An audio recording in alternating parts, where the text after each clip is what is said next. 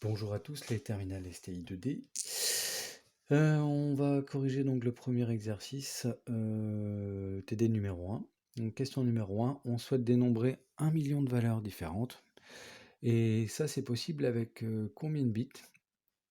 En fait, pour ça, on prend un exemple, le nombre de valeurs possibles, c'est 2 exposants n, et n, c'est le nombre de bits. Donc si je prends par exemple 3 bits, d'accord? 3 bits, c'est ça, c'est 3 cases, eh bien, on pourra avoir 8 valeurs différentes dans ces cases-là, c'est-à-dire 1, 0, 0, 0, 0, 1, 1, 0, 1, etc. Donc 8 valeurs différentes pour 3 bits. On applique cette formule-là.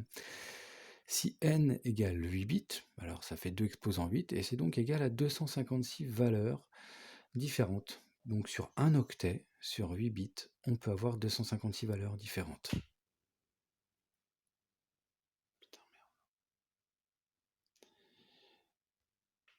Donc par tâtonnement, si je fais 2 exposants 19, j'arrivais à 500 000, quelque chose comme ça, valeurs différentes, et quand je fais 2 exposants 20, eh bien j'arrive à un peu plus d'1 million, donc c'est la bonne réponse, avec 20 bits, 2 exposants 20, j'arrive à avoir un peu plus de 1 million de valeurs différentes.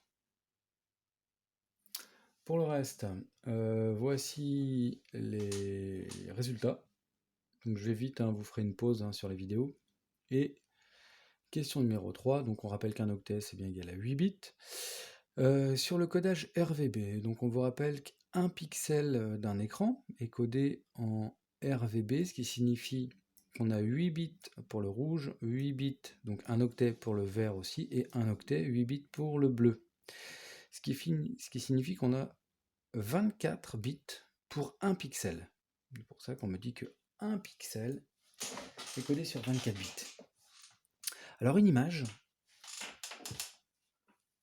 dans une image, il y a plein de pixels. Il y a un nombre de pixels en longueur, un nombre de pixels en hauteur. On appelle ça la définition. 1920 par 1080 pixels, c'est la définition. Alors, on vous demandait le nombre total de pixels qu'il y avait dans ce rectangle-là, donc dans une image. Et bien, on voit bien qu'il suffit de... C'est comme une surface, on multiplie le nombre de pixels en longueur fois le nombre de pixels en hauteur, et on obtenait un nombre total de pixels de 2 mégas, c'est-à-dire 2 millions, 2 mégas, 73 600 pixels. Donc 2 73 600, ok? Et puis je sais que pour coder un pixel, donc un tout petit point, eh bien c'est codé sur 24 bits, comme on l'a dit tout à l'heure, 24 bits. Ce qui signifie que j'ai besoin, il y a combien de bits en tout pour l'ensemble de la surface ici? Je fais le nombre de pixels total, ok, multiplié par 24 bits. Puisque pour un pixel, j'ai besoin de 24 bits. Si j'en ai 2 millions, je fais 2 millions fois 24 bits. Ok? Et donc, on obtenait ici le poids de l'image en bits. Ok? Donc, c'est le nombre de pixels fois le nombre de bits. On obtenait 49 mégabits. Ok? Maintenant, si je veux transformer en octet, je sais que 8 bits c'est un octet, donc je divise par 8 bits, et j'obtiens le nombre d'octets.